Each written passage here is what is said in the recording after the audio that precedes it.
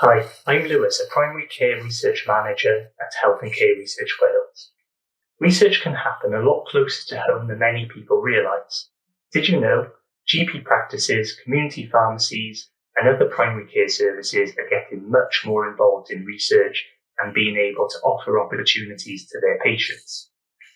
Sometimes this involves them actually running the research at their site or practice, and other times it's simply just making you aware of research opportunities available to you elsewhere. We're starting to see more chronic health conditions such as diabetes and mental health being managed in primary and community settings.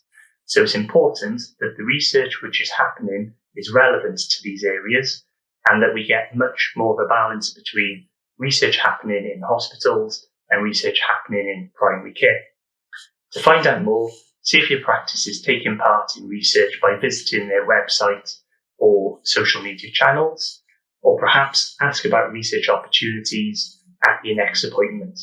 Thank you.